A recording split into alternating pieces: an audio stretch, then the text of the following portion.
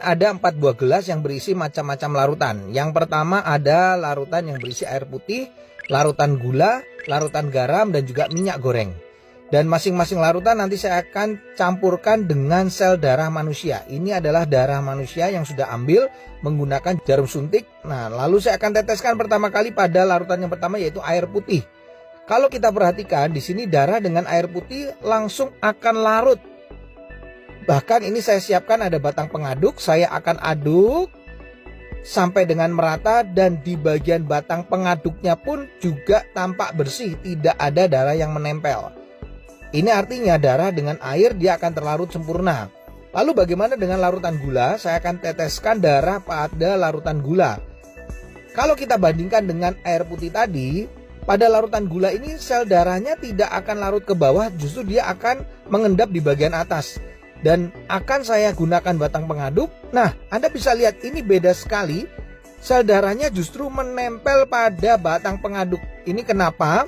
Karena gula itu bersifat perlengketan. Berbeda dengan air putih tadi, batang pengaduknya bersih.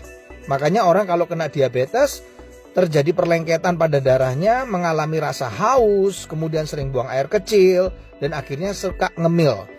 Nah, bagaimana dengan orang yang hipertensi? Ini adalah larutan garam.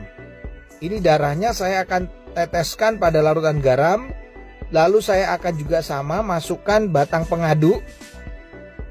Dan ini berbeda dengan diabetes, di mana sel darah yang menempel pada batang pengaduknya tidak selengket pada gula, larutan gula.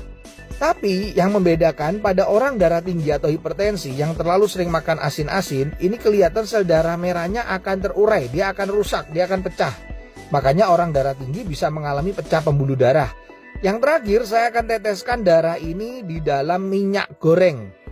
Nah, kalau saya teteskan ini langsung bisa terlihat sel darahnya nggak bisa larut, tidak juga ya mengendap di bagian atas, tapi justru menggumpal-gumpal.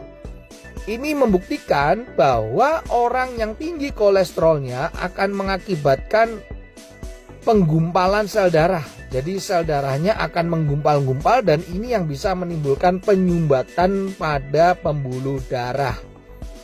Ini adalah percobaan sederhana yang saya lakukan dengan menggunakan 4 macam larutan yang berbeda.